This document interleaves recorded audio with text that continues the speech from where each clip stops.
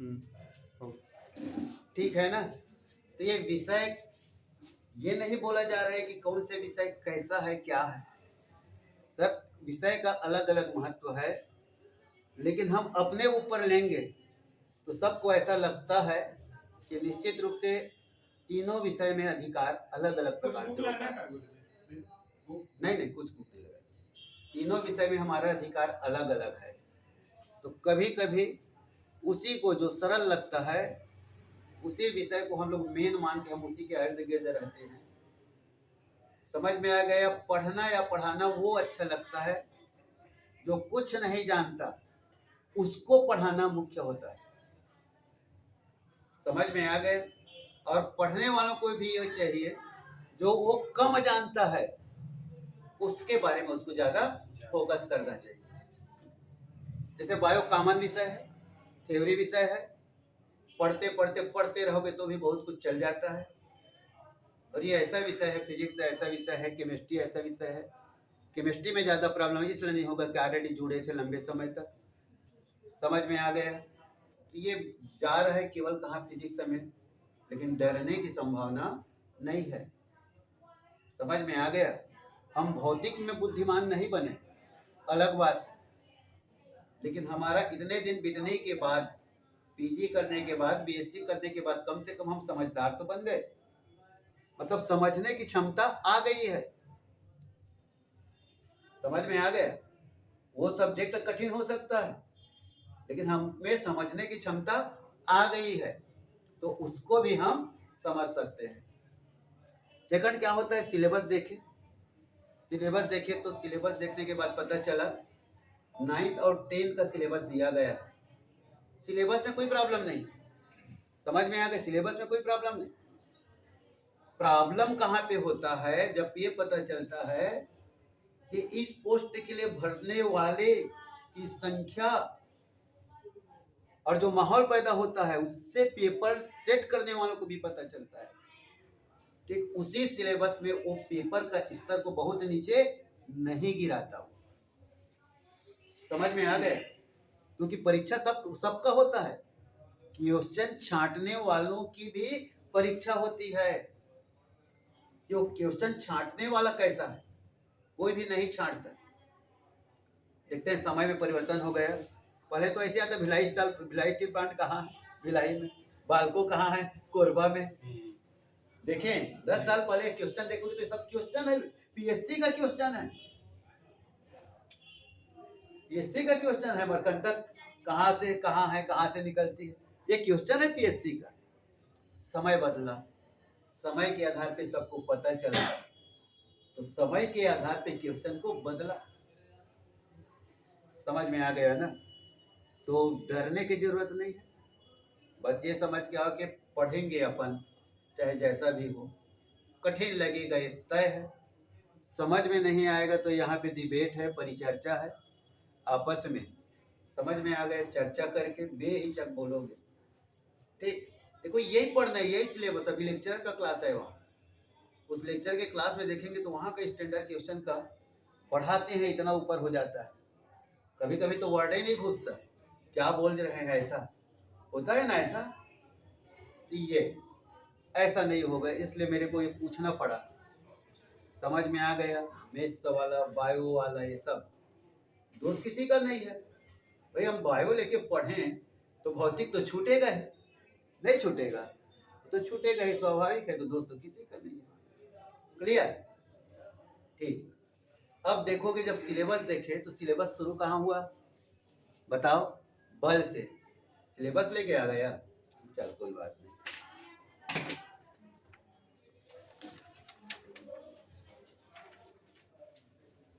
देखो लिखता है गति एवं बल। समझ में आ गया। गति एवं बल। क्लियर।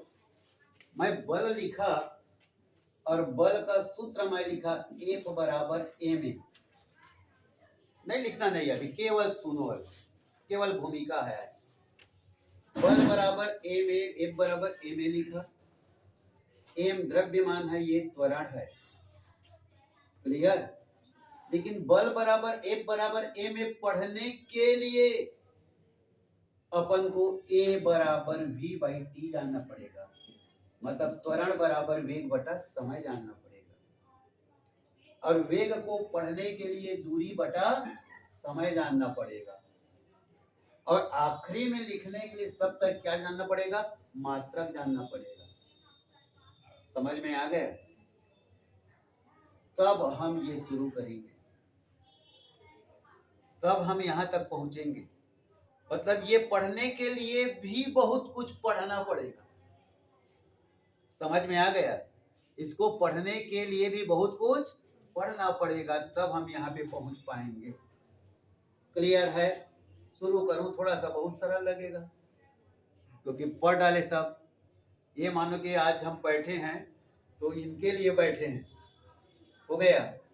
क्लियर है ना? नहीं लगेगा सरल? ये सब सरल है। बैठते रहते हो पास में तो ऐसा लगेगा सर आप इतना सरल पढ़ा रहे हैं, लेकिन मैं पूछा ना, ये सब के लिए देखना पड़ेगा। क्लियर? कहां से शुरू करते हैं पता है? भौतिक विज्ञान क्या है? क्लियर? भौतिक विज्ञान क्या है तो जितना भी पढ़ेंगे ना तो हम बोलेंगे ऐसे ही पास होने वाले घटनाओं के बारे में पढ़ेंगे तो समझ में आ जाएगा। भौतिक विज्ञान क्या है? हमारे आसपास पाए जाने वाले वस्तु एवं उनसे होने वाली घटनाओं के बारे में अध्ययन करना भौतिक विज्ञान कहलाता है। क्लियर है? अब भौतिक विज्ञान की अध्ययन करना है तो अध्ययन करने के लिए कुछ राशि की आवश्यकता पड़ेगी। अब राशि का मतलब पैसा नहीं बोल रहा हूँ, भौतिक पढ़ने के लिए पैसा की आवश्यकता पड़ेगी ऐसा नहीं बोल रहा हूँ। पता चले कि सब फीस पटाने के लिए बोल रहे हैं। समझ में आ गया? भौतिक विज्ञान के अध्ययन करने के लिए राशि की आवश्यकता होती है, उसे भौतिक राशि कहते हैं। और भौतिक विज्ञान के अध्ययन करने के लिए जिन राशि की आवश्यकता प्रारंभ में हुई, जिन राशि की आवश्यकता प्रारंभ में हुई उसे क्या बोला जाता है? फंडामेंटल, मूलभूत, जो सबसे शुरू। समझ में आ गया? उसे क्या बोला जाता है? फंडामेंटल, मूल राशियां बोला जाता है। क्लियर? और भौतिक विज्ञान के अध्ययन करने के प्रारंभ में कितनी भौतिक राशि की आवश्यकता हुई? 7 राशि की। आउटपुट बोलते जाना। समझ में आ गया? चलो बोलते जाओ। पहला बोलो लंबाई, दूसरा द्रव्यमान, तीसरा समय, चौथा ताप, पांचवा विद्युत धारा, छठवा ज्योति तीव्रता, और सातवां पदार्थ की मात्रा। पदार्थ की मात्रा। समझ में आ गए? क्या क्या है ये? मूल राशि। कौन सी राशि है? मूल राशि। मूल राशि किसे कहते हैं? समझ में आ गए? मूल राशि किसे कहते हैं? भौतिक विज्ञान के अध्ययन करने के लिए जिन राशि की आवश्यकता पहले हुई उसे कौन सी राशि कहते हैं? मूल राशि कहते हैं। दिखाई दे रहा है? इस 7 भौतिक राशि की आवश्यकता सबसे पहले हुई। उसके जब हम पढ़ते पढ़ते जाएंगे तो क्या मिलेगा पता है? अदिश राशि और सदिश राशि। और जब अदिश राशि सदिश राशि पढ़ेंगे तो थोक के भाव में 7 उदाहरण मिलेगा। सभी 7 अदिश राशि है। ये 7 कौन सी राशि है? अदिश राशि। अब पिछले बार प्रयोगशाला में यही पूछा था, विद्युत धारा अदिश राशि है या सदिश राशि? अब देखें ना सिलेबस, बल और गति, और आया कहाँ? भौतिक विज्ञान शुरू हुआ है यहाँ से। ये क्वेश्चन है, ये विद्युत धारा अदिश राशि है या सदिश राशि। क्लियर? तो ये 7 उदाहरण किसका है? अदिश राशि की। समझ में आ गया? ये क्या है? मूल राशि। आफ्टर ऑल सभी कौन सी राशि है? अदिश राशि। तो ये अदिश राशि पढ़ने में अपने को समझ में आया है ना? मूल राशि पढ़ने में ये समझ में आया जो 7 मूल राशि होती है, आफ्टर ऑल होती क्या है? वो अदिश राशि। पदार्थ की मात्रा को हम जैसे भार बोल सकते हैं क्या? नहीं, पदार्थ की मात्रा मीन्स एम, द्रव्यमान। पदार्थ की मात्रा को द्रव्यमान कहते हैं। द्रव्यमान तो एक बार रिपीट हो गया सेकंड नंबर पर। ये पदार्थ की मात्रा बताऊंगा ना मैं डिफिनेशन। पदार्थ की वो परिभाषा है, पदार्थ की मात्रा को द्रव्यमान कहते हैं। समझ में आ गया? लेकिन कोई भी पदार्थ उसे कितने मात्रा से मिलकर बना होता है, इनकी आवश्यकता हुई भौतिक विज्ञान के अध्ययन करने के लिए। समझ में आ गया? और बहुत अंतर है द्रव्यमान और भार में, भी पढ़ेंगे बाद में जब आएगा, बहुत अंतर। द्रव्यमान नियत राशि, नहीं बदलने वाली राशि, समझ में आया। भार बदलने वाली राशि। किसी को पूछा जाता है तेरा भार क्या है, तो 40-50 किलो बोल देता है, बहुत गलत बोलता है, भौतिक की भाषा ही नहीं है, और उसका द्रव्यमान है, भार नहीं है। W बराबर mg। भार निर्भर करता है गुरुत्वीय त्वरण के ऊपर निर्भर करता है, और द्रव्यमान नियत राशि है, नहीं बदलता। क्लियर हो गया? क्लियर हुआ है? भौतिक विज्ञान की अध्ययन करने के लिए 7 राशि की आवश्यकता प्रारंभ में हुई। तो ये क्या बोलेंगे? अच्छा इंग्लिश मीडियम वाला है। हाँ, लाइट इंटेंसिटी है ना, लेंथ है ना, हो गया, मास। क्लियर? ठीक, थोड़ा थोड़ा बोलूंगा ना, थोड़ा थोड़ा, क्योंकि पूरा ट्रांसलेट करने से तो फिर है ना, ये वो और ये हो जाता है। हाँ वेरी गुड, ठीक है, थोड़ा थोड़ा मैं भी बोलूंगा, कुछ कुछ जोड़कर बहुत कुछ हो जाएगा। ठीक, हाँ, अब क्या होगा, समझ में आ गया? समझ में आ गया, फंडामेंटल क्वांटिटी है, समझ में आ गया। अब इसके बारे में स्टडी करना है, अध्ययन करना है, तब क्या करना पड़ेगा, मात्रक, यूनिट। समझ में आ गया? अब लंबाई को मापेंगे तो पता चलेगा ना, मापेंगे कैसे? क्लियर है? तब किसकी आवश्यकता होगी, यूनिट, और ये क्या कहलाता है, मात्रा। और ये भी मात्रक सबसे पहले बनता है, तो कौन सा मात्रक कहलाता है, मोल मात्रक कहलाता है, फंडामेंटल यूनिट। समझ में आ गया? कौन सी यूनिट है ये, फंडामेंटल यूनिट। क्लियर है? तो ये यहाँ पे क्या है, लंबाई। अब लंबाई के बारे में स्टडी करना है, अध्ययन करना है, तो अध्ययन या स्टडी कैसे करोगे, तो उसको मापने के लिए क्या होगा, कोई समझ में आएगा, इंस्ट्रूमेंट, किसी यंत्र का आविष्कार करना पड़ेगा। लंबाई को मापने के लिए समझ में आ गया, धीरे धीरे मस्तिष्क का विकास होता गया, उसके बाद उसके निश्चित क्वांटिटी को, निश्चित मात्रा को क्या दिया गया, एक विशिष्ट नाम दिया गया, और वही क्या कहलाने लगे, मात्रक कहलाने लगे। कौन सा मात्रक, मोल मात्रक। समझ में आ गया? लंबाई को मापने के लिए सबसे पहले क्या बना, मीटर। समझ में आ गया ना, मीटर कौन सा मात्रक है, मूल मात्रक। मतलब ये समझ में आ जाए कि लंबाई को मापने के लिए सबसे पहले क्या बना, मीटर बना। क्लियर? ये अब द्रव्यमान को मापने के लिए सामने लिखते जा रहा हूं, केजी, किलोग्राम। समय को मापने के लिए सबसे पहले सेकेंड। ताप को मापने के लिए केल्विन, इसको भी अंडरलाइन करना है, यहाँ पर है ना, यहाँ पर भी कंफ्यूज होकर कैलोरी लिखते हैं जी। जहाँ जहाँ पे कंफ्यूज है, जहाँ जहाँ पे पूछ के हिलाने का प्रयास करते हैं, याद रखना, यहाँ पर भी डिस्टर्ब हो जाते हैं। ताप और उष्मा में अंतर क्या है, समझ में आ गया? ताप और उष्मा में क्या अंतर है, उष्मा एक प्रकार की ऊर्जा है, समझ में आ गया? ताप क्या है, प्रभाव है, उष्मा क्या है, अनुभव है। उष्मा स्रोत के पास बैठोगे तो अपने को पता चलेगा, समझ में आ गया? तो उष्मा क्या है, अनुभव है, और ताप क्या है, प्रभाव है। क्या प्रभाव है, यदि किसी वस्तु ने उष्मा को एब्जॉर्ब और शोषित कर लिया तो गर्म हो गया, और क्या कर दिया, वो अपने से निकाल दिया तो क्या हो गया, वो ठंडा हो गया। उष्मा क्या है, अनुभव है, ताप क्या है, प्रभाव है। क्लियर? तो यहाँ पे याद रखना, ताप है ना, उष्मा नहीं, ताप। मात्रा क्या होता है, केल्विन। विद्युत धारा का मात्रा क्या होता है, एम्पियर। क्लियर? ज्योति तीव्रता कैंडेला। ठीक, पदार्थ की मात्रा मोल। अब देख समझ में आया होगा, किलोग्राम यूनिट में देख, द्रव्यमान का मात्रा क्या है, किलोग्राम, और यहाँ पे पदार्थ की मात्रा क्या है, मोल है।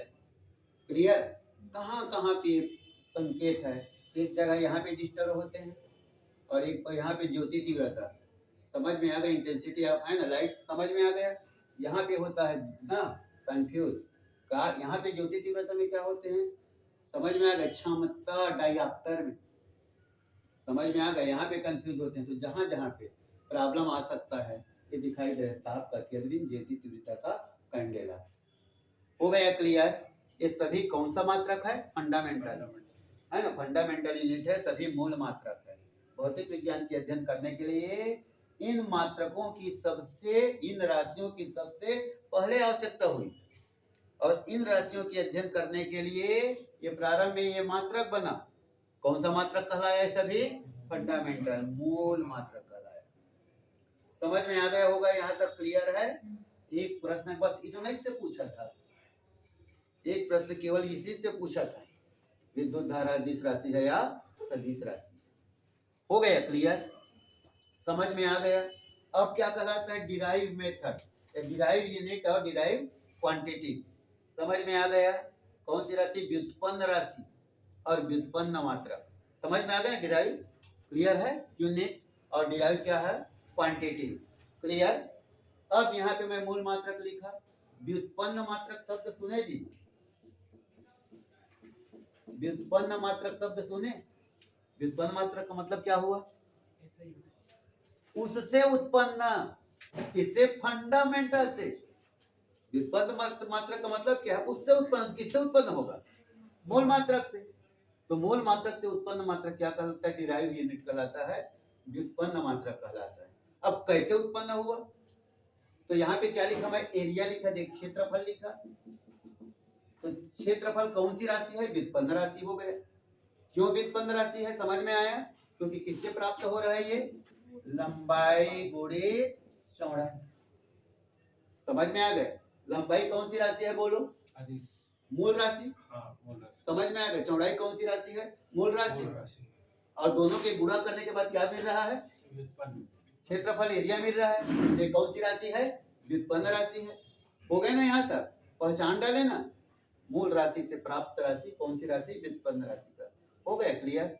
अब इसका यूनिट डालो, तो लंबाई का क्या डालेंगे, मीटर, मीटर, क्षेत्र चौड़ाई का मीटर, आया क्या, मीटर का स्क्वायर। समझ में आ गया।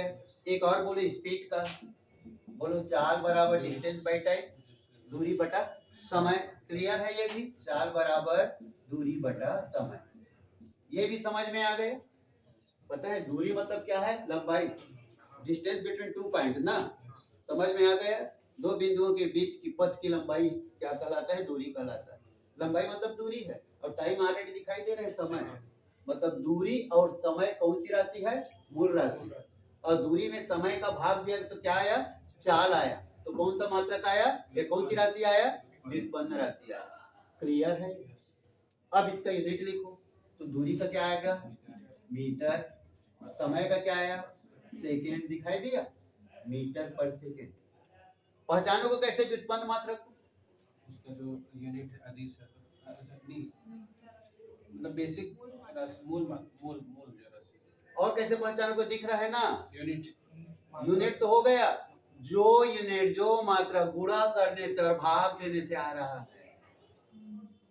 नहीं दिख रहा है, मीटर का यह वर्ग कहाँ से आया, मीटर में मीटर का गुणा किया, मीटर प्रति सेकंड आया क्या, मीटर में सेकंड का भाग दिया। समझ में आ गया ना। तो ये मीटर मूल मात्रक है, लेकिन मीटर में क्या लग गया, स्क्वायर लग गया। तो कौन सा मात्रक है वो, व्युत्पन्न मात्रक, डिराइव है ना, यूनिट है। क्लियर है, समझ में आया। पहचान क्या है, पहचान क्या है, तो जो मात्रक किससे प्राप्त हो रहा है, गुणा करने से, जो मात्रक किससे, भाग देने से प्राप्त होता है, कौन सा मात्रक कहलाता है, व्युत्पन्न मात्रक। पहचान डालोगे, अब नहीं पहचान डालोगे। और इसी से क्या बनता है, विमी सूत्र। समझ में आ गया, डायमेंशनल फार्मूला समझ में आ गया। पढ़े डायमेंशनल फार्मूला, थोड़ा बहुत याद आया, याद आया थोड़ा बहुत। तो क्या करेंगे, एम एल टी, एम का पावर ए, एल का पावर बी और टी का पावर सी। ध्यान देना ना, थोड़ा सा एक्स्ट्रा अतिरिक्त चलेगा, हम ज्यादा पढ़ेंगे बेकार नहीं होगा।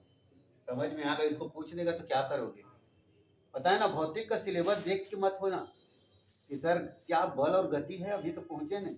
अरे बल और गति में पहुंचने के पहले बहुत कुछ निपटाना पड़ेगा, तब यहाँ पे पहुंच पाओगे और समझ में आएगा। क्लियर। एम मतलब मास मतलब द्रव्यमान है, एल मतलब लेंथ मतलब लंबाई है, और टी मतलब टाइम मतलब समय है। किसी भी हम सूत्र में यहाँ पे देखेंगे उसकी कितनी मात्रा है, जितना मात्रा होगा वही उसका पावर रहेगा, घात रहेगा।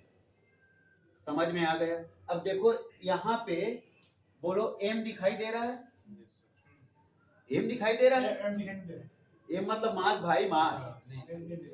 एम द्रव्यमान दिखाई दे रहा है, नहीं दिखाई दे रहा है। तब यहाँ पे क्या लिखूंगा मैं, एम का पावर 0। सुन डाले, एल दिखाई दे रहा है, एल का पावर कितना है? दो दो 2, तो यहाँ पे लिखा है एल का पावर 2 जी, जीरो हो गया। टी दिखाई दे रहा है? नहीं नहीं दिखाई दे रहा। टी का पावर 0 क्लियर है। ये कहलाता है हेवी सूत्र।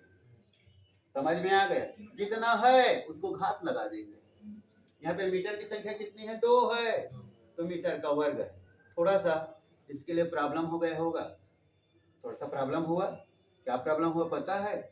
हम गणित में पढ़ते हैं x का पावर 0 इक्वल टू 1। यस घातांक का नियम होता है, पढ़े होंगे 10वीं में।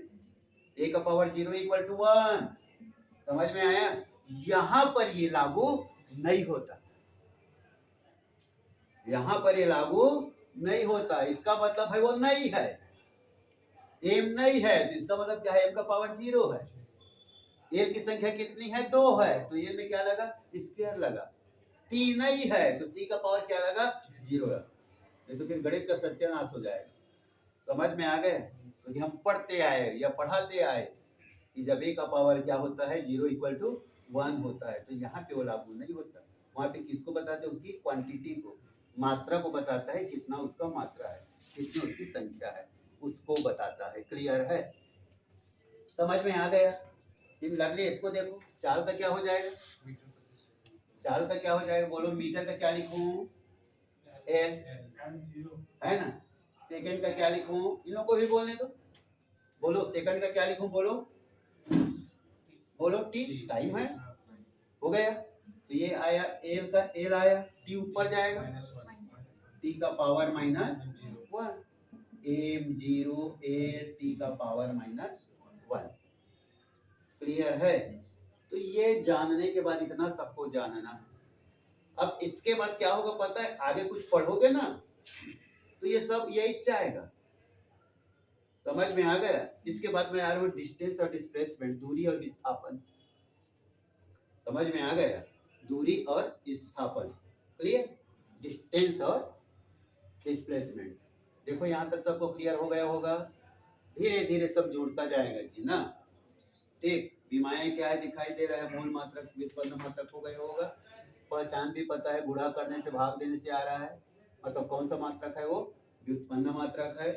और अपने आप में जो स्वतंत्र लग रहा है, दिख रहा है, पूरा स्वतंत्र है, सिंगल है, किसी में घाता ही नहीं लगा है, तो समझ जाना कौन सा मात्रक है? ये मूल मात्रक।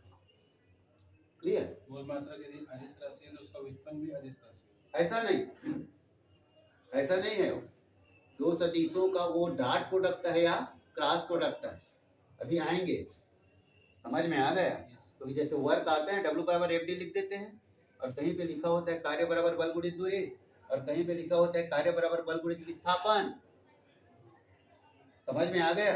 और बल और विस्थापन दोनों सदिश राशि है, बल और विस्थापन दोनों सदिश राशि है, और कार्य अदिश राशि है। देखोगे जब पढ़ो मिलेगा ना, फोर्स और क्या है? डिस्प्लेसमेंट, ये दोनों क्या है? वेक्टर क्वांटिटी है ना। वर्क क्या है? क्या है? स्केलर क्वांटिटी है। समझ में आ गए? तो ऐसा नहीं, समझ में आ गए? आगे हम पढ़ेंगे डॉट प्रोडक्ट और क्रॉस प्रोडक्ट, अदिश गुणनफल और सदिश गुणनफल, तब वहां पे वो निर्धारित करेगा कौन सा अदिश राशि है, कौन सा सदिश राशि है। क्लियर? आएंगे, अभी ज्यादा नहीं जाएंगे। अभी तो हो सकता है यही लोगों को कठिन लग रहा है। कठिन लग रहा है? नहीं लग रहा है ना? हाँ ठीक, आउटपुट बताता हूँ।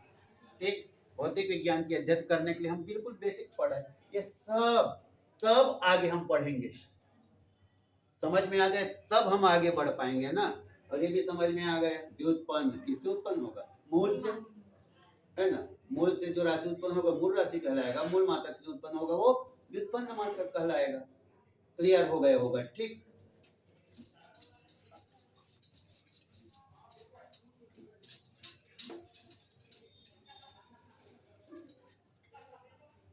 अब पढ़ेंगे दूरी और विस्थापन, डिस्टेंस और डिस्प्लेसमेंट।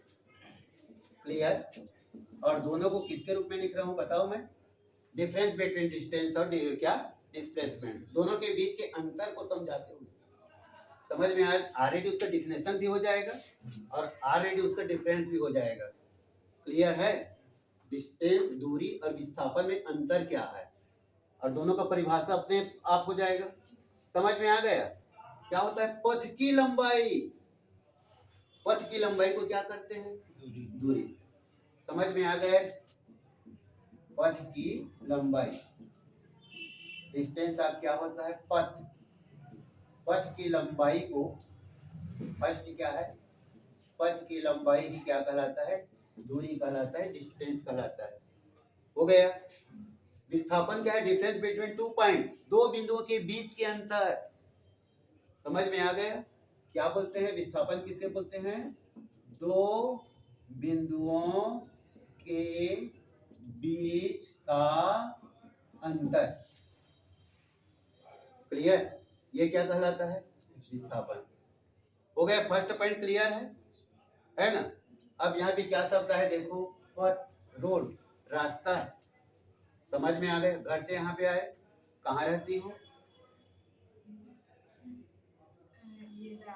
दयालबंद में। बताओगे कितने बार मुड़ी, दो बार। यहाँ से निकलते निकलते कई बार मुड़ना पड़ेगा। अभी तो खड़े होगी, उसके बाद इधर देख रही है, समझ में आ गया। उसके बाद ऐसा मुड़ेगी, फिर बाहर जाएगी, फिर ऐसा निकलेगी, फिर यहाँ से उतरेगी तो फिर ऐसा मुड़ेगी, और ना जाने और रास्ते में ना जाने और कितने बार मुड़ना पड़ेगा, कई लोग हार न देंगे।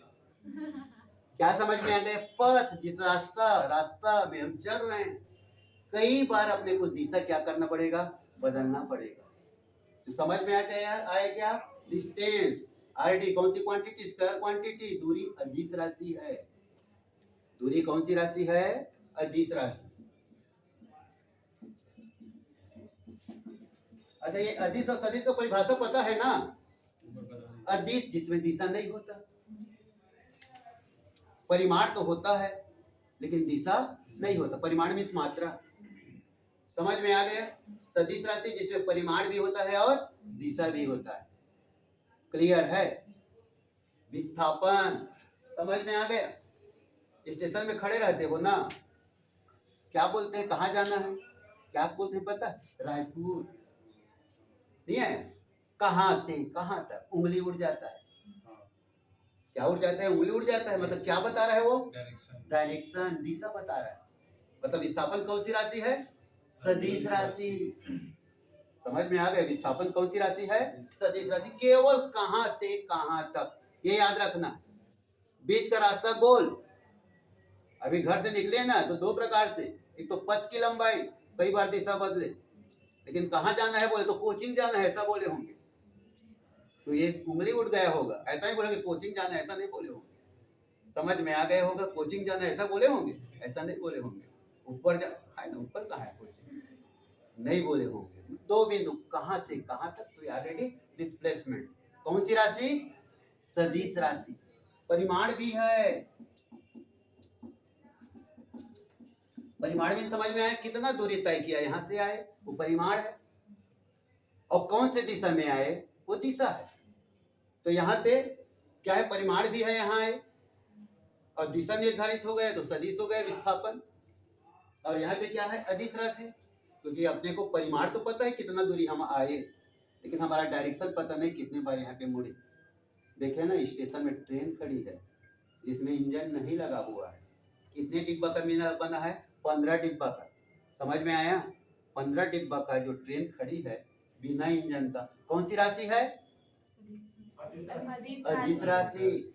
पता चल रहा है परिमाण कि ये रेलगाड़ी 15 डिब्बा से मिलकर बना है, लेकिन ये पता नहीं चल रहा है ये कहाँ जाएगी। समझ में आ गया। लेकिन उसी रेलगाड़ी में क्या जुड़ जाए, यदि इंजन जुड़ जाए तो हम बोलेंगे 15 डिब्बा का रेलगाड़ी बना है, मीन्स परिमाण। और बोलेंगे अकलतरा जाएगी या बोलेंगे रायपुर जाएगी, इसका निर्धारित हो जाता है दिशा का। समझ में आ गया। तब ये सदिश राशि, तो अक्टर सदिश राशि को तीर के निशान से, ये संकेत है। सदिश की राशि को किससे, ये तीर के निशान से क्या करते हैं, इंडिकेट करते हैं। हो गया होगा दूसरा डिफरेंस।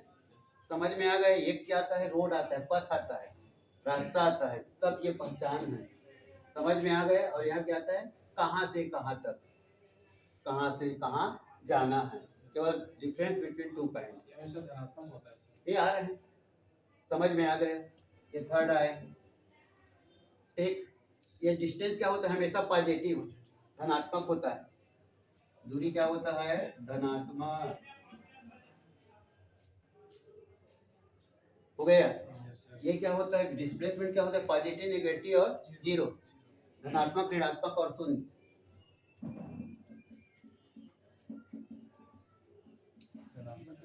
बता रहा हूँ, धनात्मक, ऋणात्मक और शून्य ना। घर से आया, यहाँ से फिर जाएगा और बोलेगा, कोई पूछेंगे तो कितना दूरी तय किया, तो जोड़ देगा।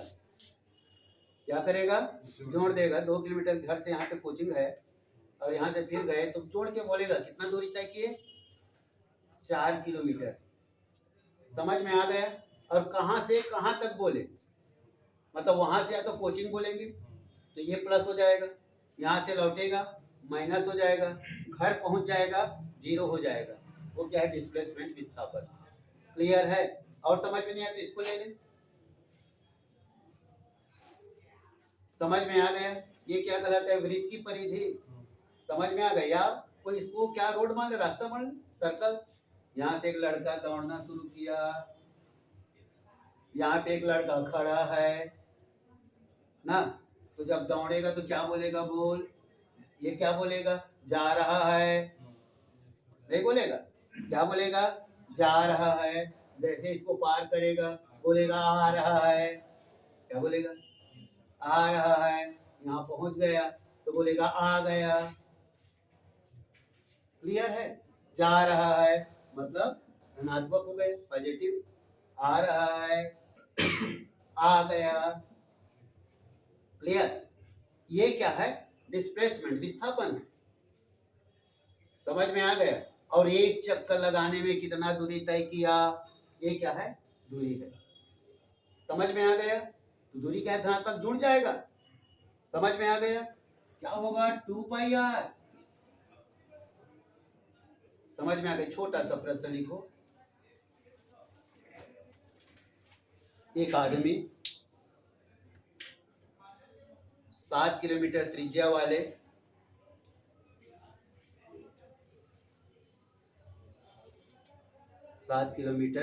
वाले वृत्ति पथ पर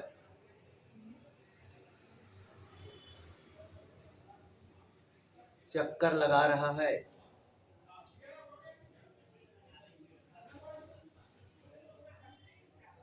एक चक्कर लगाने में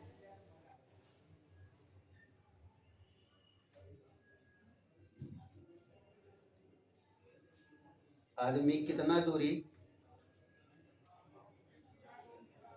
तय करता है।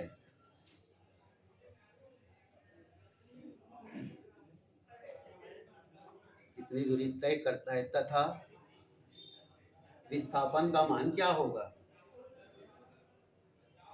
दूरी 44 किलोमीटर। ठीक।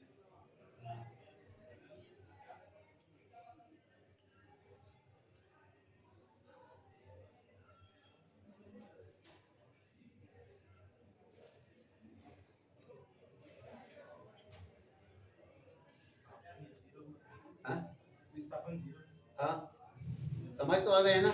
जहां से गया वहां आ गया। आ गया। क्लियर है ना, आ रहा है समझ में, बहुत ही ठीक लग रहा है। ये समझना है, ये बेसिक है। जब तक ये समझ में नहीं आएगा ना, आगे कुछ पढ़ा ही नहीं पाओगे।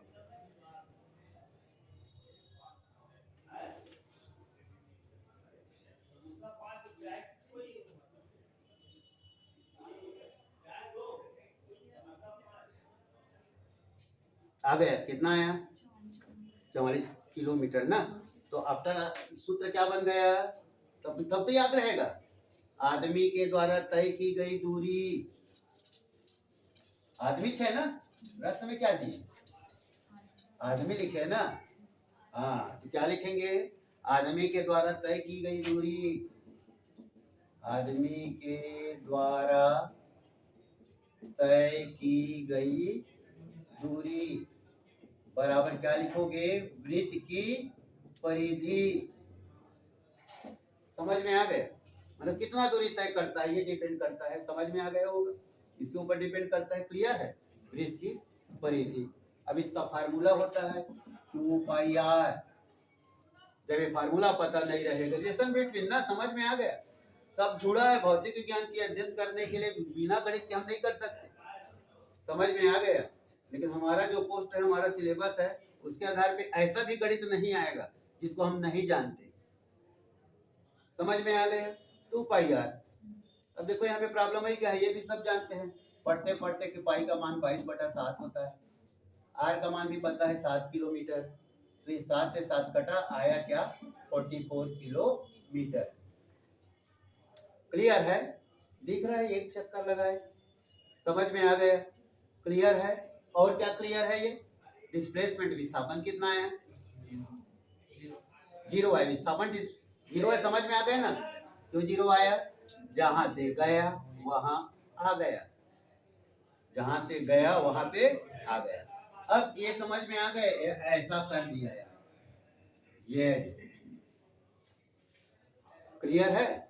ऐसा कर दिया ये, ठीक। और मान लो इसमें दौड़ रहा है, तब वृत्त का क्या निकालना पड़ेगा? एरिया, क्षेत्रफल। क्या निकालना पड़ेगा? वृत्त का मान लो क्षेत्रफल निकालेंगे, तो वृत्त का क्षेत्रफल ना, देखो ना, गणित जैसा नहीं लगना चाहिए। वृत्त का क्षेत्रफल बराबर पाई आर का स्क्वायर। क्लियर? वृत्त का क्षेत्रफल निकल जाएगा ना, सिंगल के लिए पाई आर स्क्वायर, ठीक है। लेकिन इस रास्ता के लिए बोला जा रहा है, समझ में आ गया? तब क्या हो जाएगा? दिखाई दे रहा है, equal to R1 equal to R2, तब ये क्या हो जाएगा? पाई R2 का स्क्वायर माइनस R1 का स्क्वायर। समझ में आ गए? अब ये पूछ दिया, ठीक। तो भाई छोटा कॉन्सेप्ट में आया, फिर जब जरूरत पड़ेगा तब इसमें आएंगे। हो गया क्लियर? लेकिन इसी बहाने मैं एक बता दिया कि वृत्त की परिधि है, मान लो क्षेत्रफल पूछा गया, तब भी कोई प्रॉब्लम नहीं, ठीक। हम यहाँ पे दूरी पढ़ रहे हैं यहाँ पे, ठीक है, कौन सा राशि? मूल राशि पढ़ रहे हैं। लेकिन जब इसी को व्युत्पन्न राशि में बदलेंगे तो क्या निकालना पड़ेगा? क्षेत्रफल निकालना पड़ेगा। क्लियर है? यहाँ तक ये बताया गया कि क्या हो सकता है यदि वो लिया जाए तब, ठीक।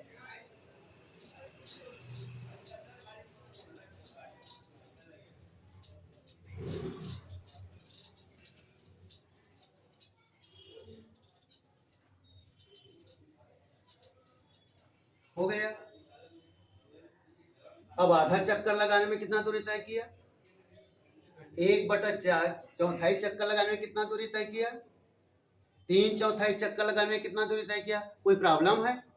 पूछ रहा हूं, प्रॉब्लम है? बन जाएगा? हाँ, ये दिख रहा है बहुत सुंदर, ये हो गया। कहां से चलना शुरू किया? 0 से। कहां तक आया? ये दिखा 1/4, यहाँ तक कितना है? 1/2, यहाँ पे क्या है? 3/4। समझ में आ गया? अपने पास फार्मूला क्या है? क्या है? वृत्त की परिधि, वृत्त की परिधि बराबर कितना दूरी तय किया? 1/4। बस गुणा करते जाओ जी, 1/4 इंटू 2 पाई आर। समझ में आ गया? पहला क्या है? 1/4। समझ में आ गया? 1/4 को मल्टीप्लाई करना है। कहाँ है कठिन? बस सोचते रह गए कि क्या होगा। आधा दूरी तय किया, तब क्या हो जाएगा? 1/2 इंटू 2 पाई आर। 3/4 में क्या होगा? 3/4 इंटू 2 पाई आर। देता है ना, एक व्यक्ति दौड़ रहा है ना, 7 किलोमीटर त्रिज्या वाले वृत्ति पथ पर। इस स्थिति में उनके द्वारा तय की गई दूरी कितनी होगी? कब?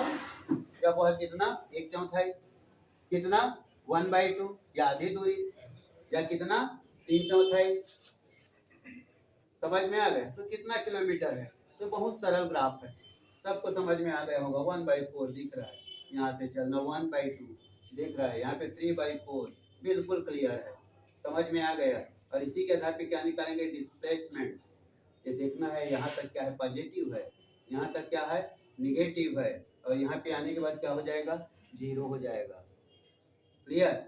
आगे इसी को कहाँ नहीं पढ़ेंगे पता है? जब एंगल पढ़ेंगे, विस्थापन y equal to sin omega. अब कठिन हो जाएगा, ये क्या हो गया? y equal to sin theta बोला, y इक्वल टू ये sin थीटा। समझ में आ गया? तो देखो अब कठिन हो गया ये, और अपना सिलेबस से ऊपर हो गया, क्योंकि तो एक साथ कोई पेंट समझ में आया, क्यों सर्कुलर मोशन में गति कर रहा है, ऐसा कर रहा है, सर्कुलर मोशन में वृत्तीय गति कर रहा है, लेकिन वृत्तीय गति के साथ वो रेखीय गति करता है। तो आगे पढ़ेंगे ना, क्या पढ़ेंगे पता है, v equal to R omega, ये एंगुलर वेलोसिटी है, समझ में आ गया। वेलोसिटी आर क्या है, रेडियस है। कोई पिंड जब घूमता है ना तो एक साथ दो प्रकार से गति करता है, समझ में आ गया, रेखी गति के साथ एक घूर्णी गति। तब यही क्या बन जाएगा, एंगल बन जाएगा। क्या बन जाएगा, एंगल बन जाएगा। यहाँ से यहाँ तक जाने में कितना उसका डिस्प्लेसमेंट हुआ, कितना विस्थापन हुआ, कितना दूरी तय किया, तब यहाँ पे किसका वैल्यू रखेंगे, थीटा का रखेंगे। तो थीटा बराबर क्या हो जाएगा, 90 हो जाएगा। यहाँ पे क्या हो जाएगा पता है ना, क्या हो जाएगा, 180 हो जाएगा। यहाँ तक क्या हो जाएगा पता है ना, क्या हो जाएगा, 270 हो जाएगा। और यहाँ तक क्या हो जाएगा पता है ना, 360 हो जाएगा। समझ में आ गया, थोड़ा सा कठिन, उसी से मान लो समझ में आया तब ये बढ़ाया, समझ में आ गया। कितना दूरी तय किया, 1/4, कितना कुछ करना नहीं है, 1/4 का मल्टीप्लाई करना है। आधी दूरी तो 1/2 का मल्टीप्लाई करना है, 3/4 है तो 3/4 का मल्टीप्लाई करना है। समझ में आ गया, ज्यादा कठिन नहीं है, समझ में आ गया। बस ये है कि हम एक्सेप्ट कर पा रहे हैं कि नहीं, समझ में आ रहा है कि नहीं, ठीक, ये ज्यादा प्रॉब्लम इसमें नहीं। अब डिस्टेंस और डिस्प्लेसमेंट के बाद क्या होता है, ये स्पीड और वेलोसिटी, चाल और वेग, बिल्कुल उसी के नीचे में। समझ में आ गया, चाल और कैसे का मन है, छुट्टी हो गए का हैं? 7 बज गए हे, मतलब बता पढ़ाई तो फिर इंग्लिश मीडियम वाला छुट्टी का बजेगा। 12वीं लेक्चरर, 12वीं लेक्चरर नहीं, लेक्चरर था ना, 7 बजे से क्लास, ठीक, कोई बात नहीं है ना। तो ये क्या, स्पीड, चाल, वेलोसिटी, वेग, इसका डिफिनेशन में डायरेक्शन नहीं आता, दिशा नहीं आता। इकाई समय में चली गई दूरी को चाल कहते हैं, समझ में आ गया। और यहाँ पे क्या आता है, डायरेक्शन, इकाई दिशा में चली गई, क्या निश्चित दिशा में चली गई दूरी को क्या कहते हैं, वेग कहते हैं। कुछ समझ में आए, क्या समझ में आए, ये अदिश राशि है और वो सदिश राशि है, और बाकी नीचे का दूसरा तीसरा वही। समझ में आ गए, चाल क्या होता है, पॉजिटिव होता है, वेग क्या होता है, पॉजिटिव होता है, नेगेटिव होता है और जीरो होता है। समझ में आ गया, मतलब उसी से समझते आना है, बताए ना, यहाँ से शुरू हुआ और यहीं से चल रहा है ना। ये पढ़ने के बाद आए कि हम दूरी और विस्थापन में आए, और दूरी और विस्थापन में आने के बाद चाल और वेग में आए, समझ में आ गया। और चाल और वेग में आने के बाद भी वही पता चला कि आफ्टर ऑल इसका परिमाण क्या है, दूरी है। ये कहाँ से आता है, विस्थापन से आता है, डिस्प्लेसमेंट, क्लियर। जब ये पता चला इसका जो परिमाण है, मैग्नीट्यूड ना, क्लियर, क्या है, डिस्टेंस है, दूरी है, तब क्या पता चला, ये आफ्टर ऑल कौन सी राशि है, स्केलर क्वांटिटी, अदिश राशि है। और क्या पता चला, ये कौन सी राशि है, ये सदिश राशि है। थर्ड अपने आप पता चल गया, क्या है, पॉजिटिव, मतलब क्या है, ये धनात्मक है। क्या पता चला, ये धनात्मक, ऋणात्मक और शून्य है, धनात्मक, ऋणात्मक और शून्य।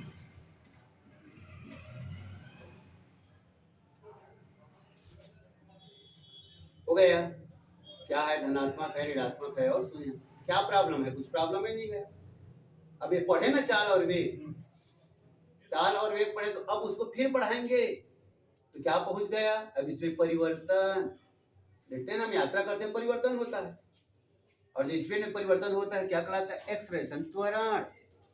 तो इसी का नीचे स्टेप है, दूरी से क्या आया, चाल आया, वेग से, विस्थापन से क्या आया, वेग आया। अब क्या हो गया, विस्थापन, विस्थापन के बाद क्या गया, क्लियर हो गया ना ये सब। अब ले त्वरण, त्वरण में आ जाओ।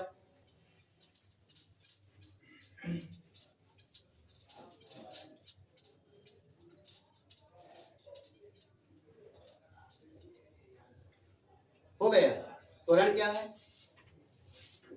त्वरण क्या है, वेग परिवर्तन की दर, वेग परिवर्तन की दर को क्या कहते हैं, त्वरण कहते हैं।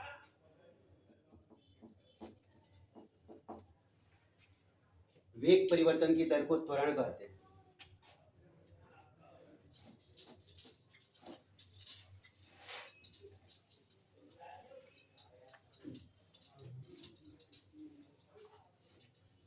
वेग परिवर्तन की दर को त्वरण कहते हैं, ये भी क्लियर हो गया। अब वेग परिवर्तन की दर को त्वरण कहते हैं, ये तो क्लियर हुआ। लेकिन स्टेशन से ट्रेन छूट रही है और स्टेशन में ट्रेन रुक रही है, दोनों में क्या हो रहा है? वेग में परिवर्तन हो रहा है।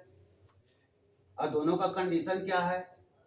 तो स्टेशन से ट्रेन छूट रही है और स्टेशन में ट्रेन रुक रही है, तो वेग में क्या हो रहा है? एक वृद्धि हो रहा है। और वेग में क्या हो रहा है? एक बार कमी आ रहा है। तो वेग जब इंक्रीज हो रहा है, बढ़ रहा है, तब वो पॉजिटिव, और जब उसमें कमी आ रही तब क्या होगा? वो निगेटिव, जो क्या कहलाता है? मंदन कहलाता है। हो गया। अब देखो क्या क्या पढ़ डाले, त्वरण यहाँ तक पहुंचे, समझ में आ गया। त्वरण बराबर जब हम फार्मूला लिखेंगे तो त्वरण बराबर इस चीज को फार्मूला बना देंगे। यहाँ तक क्या लिखेंगे? वेग में परिवर्तन। वेग में क्या लिखेंगे? परिवर्तन। और दर को क्या बोला जाता है? समय। समझ में आ गया। और इसका मात्रक क्या हो गया? वेग का मात्रक क्या पढ़े, याद है ना? मीटर पर सेकेंड। और समय, एक समय और दिख रहा है जी, तो और सेकंड का गुणा कर दिए तो आया क्या? मीटर बटा सेकंड का वर्ग। क्लियर है ना? मीटर प्रति सेकंड का वर्ग ना। अब डायमेंशन फार्मूला निकालो, क्या हो जाएगा? बोलो मीटर का, बोलो मीटर का, बोल मीटर का एल, मीटर का एल, और नीचे सेकंड का टी, पावर लगा है 2, एल टी गया ऊपर, टी की पावर -2, आया क्या? एम नहीं दिख रहा है, एल टी -2, इसका डायमेंशन फार्मूला विमेय सूत्र। एक साथ मात्रक और विमेय सूत्र ले जाओ, समझ में आ गया अपना सिलेबस के आधार पे। ये तो विमेय सूत्र नहीं पढ़ाते, अरे क्या पढ़ाना है इसमें ऐसा? क्लियर? क्यों पढ़ाना है? समझ में आया क्यों पढ़ाना है? मात्रक पता नहीं है तो ये मात्रक को भी बताता है। समझ में आ गया? मान लो पूछा त्वरण का मात्रक क्या, तुम नहीं बता पा रहे हो और अचानक याद आ गया कि त्वरण का विमेय सूत्र क्या है? L T -2। तब इसको उल्टा करते जाओ, तब क्या हो जाएगा? उल्टा करोगे तो एल बटा टी का वर्ग। फिर देखोगे एल आया कहाँ से? तो मीटर से। टी क्या है? समय, तो सेकंड का वर्ग। तो हम मात्रक से विमेय सूत्र भी निकाल सकते हैं और विमेय सूत्र से मात्रक भी निकाल सकते हैं। हो गया। अब क्या पढ़े? त्वरण के बारे में पढ़े, वेग परिवर्तन की दर को त्वरण कहते हैं। क्लियर हो गया यहाँ तक? अब क्या क्या पढ़े अभी तक? देखो क्या पढ़े। हाँ बोल। वो सेकंड का स्क्वायर क्यों होता है? सेकंड समय को दो बार क्यों? हाँ, वेग बराबर क्या होता है? मीटर बटा एक तो सेकंड है और है समय का। समय वही एक बार सेकंड क्यों नहीं दिए? स्क्वायर क्यों? अरे जो हाँ ठीक है, ठीक, पूछने दो। यहाँ पे क्या है? वेग और बटा क्या है? समय। क्लियर हुआ? वेग बराबर क्या होता है? दूरी बटा समय। एक समय पहले से है यहाँ, समय। हो गया। अब दूरी का आया मीटर, समय गुणित समय मतलब सेकंड गुणित सेकंड। अब आ गया होगा ना सेकंड का स्क्वायर। पूछ ही लेना है, बिल्कुल ये नहीं करना कि छोटा है, सरल है, कठिन है, इसको पूछने में क्या होगा, बिल्कुल नहीं। समझ में आ गया? ये आया ना फार्मूला। हो गया यहाँ तक। अब अभी तक पढ़े क्या? तो देखो हम पढ़े क्या? दूरी पढ़े, और दूरी का मतलब क्या है? ऐसा है। पढ़े क्या? हम दूरी को पढ़ते पढ़ते समय पढ़े। समय का क्या आया? टी आया। त्वरण ए, एक्सेलरेशन। त्वरण को पढ़े तब क्या आया? ए आया। और क्या आया? वेग आया। वेग का दो कंडीशन मिलेगा, शुरू और अंतिम। तो वेग का पहला पार्ट से क्या कहलाता है? प्रारंभिक वेग। प्रारंभिक वेग को it is noted bye you से प्रदर्शित करते हैं। क्लियर? और दूसरा क्या है? अंतिम वेग। कौन सा वेग? अंतिम वेग। अंतिम वेग को किससे प्रदर्शित करते हैं? P से। अभी तक इतना पढ़े, समझ में आ गया? और अभी तक इतना पढ़े ना, तो संकेत मिला, Yes, sir. और इसी संकेत से हम पहुंचे कहाँ पे पता है? गति के समीकरण। इसी संकेत से इतना जो पढ़े ना आज, इससे क्या पहुंच गए हम? गति के समीकरण। पहला क्या कहलाता है? P बराबर U प्लस AT। क्लियर? दूसरा क्या कहलाता है? S equal to UT plus 1/2 AT का वर्ग। और तीसरा क्या कहलाता है? P square equal to U square plus 2S। समझ में आ गया? अभी तक जितना पढ़े आज, फंडामेंटल से शुरू किए और पढ़ाते पढ़ाते हम यहाँ तक पहुँच गए कि गति का 3 समीकरण आ गया। अब इसी समीकरण के आधार पे आगे हम गणित पढ़ेंगे। समझ में आ गया? गणित पढ़ेंगे और कंडीशन देखेंगे।